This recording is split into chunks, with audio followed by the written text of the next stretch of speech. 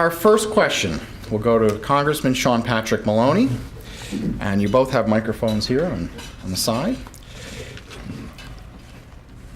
At the end of 2016, the national debt will be an estimated $19.4 trillion. Do you believe this is the correct path of spending for our country, or what will you do as congressman to reduce national spending?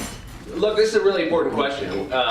When I worked in the Clinton administration, we balanced the budget. We were paying down the debt. If we had kept the same policies in place in 2000, if we had either paid for the tax cuts or not done them, if we had paid for prescription drug benefit or not done it, if we had paid for the Iraq War or not done it, we would have been a debt-free country and we would have reached zero on our national debt in 2011. So I want people to know that we are making choices in Washington. I hear a lot of people talking about balancing the budget. We did it. And the way you have to do it is by making sure that everybody is contributing and by growing the economy.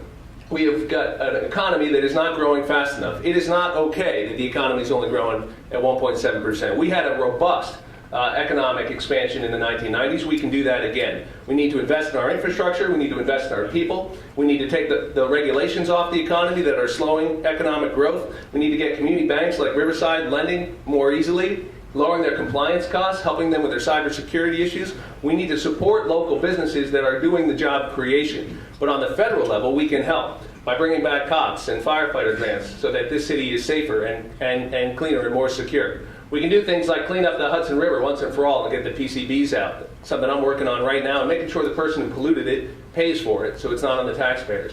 By making communities like Hopewell Junction, where we are making those investments in cleaning up a Superfund site, economic engines again, so that people can have real property values again, so we can have real businesses opening there again. That's what the kind of forward-looking public sector work contributes to the private sector work that all of you do.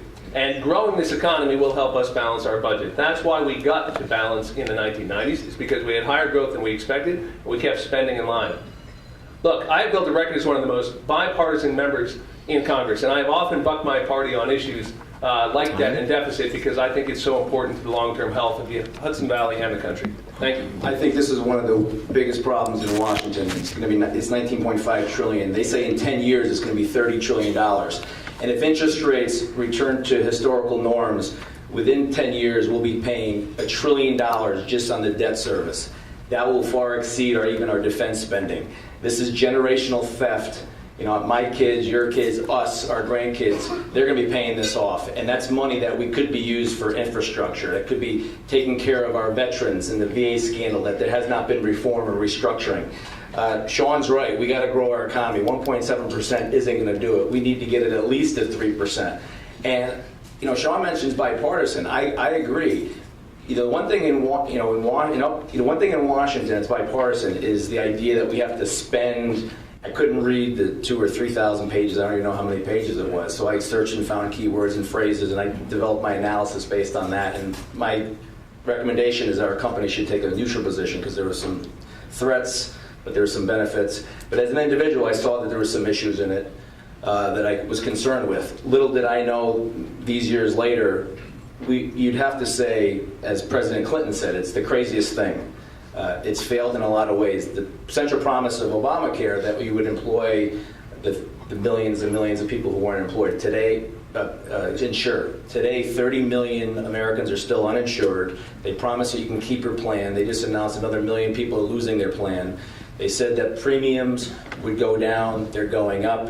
They said that choice would go up. It's going down. The employer mandate is killing jobs. It has not worked. Obamacare had good intentions. We need to redo it. And some examples what I would do: a national insurance marketplace. When I started a business, I was looking to get a health care plan. I had to stick to New York. There was a better plan in Virginia that was about a fifth of the cost, accomplished what I wanted. I couldn't get it. Break down that barrier, national insurance marketplace. Medical malpractice insurance reform. I talked to my kid's pediatrician. He says I would tell nobody to go in the medical field. You can put a cap. You can put some cap on, the awards because you need some certainty in the insurance market, and any doctor will tell you that. And the third thing is the tax treatment of healthcare. Employers get the tax write-offs. Individuals, they should have the same type of tax treatment. It would increase choice. It would begin to lower costs. There's a lot more things, but those are 3 quick ones that I would do to improve it. But that's one of the issues I hear a lot. How are you going to lower healthcare costs? It's a major issue.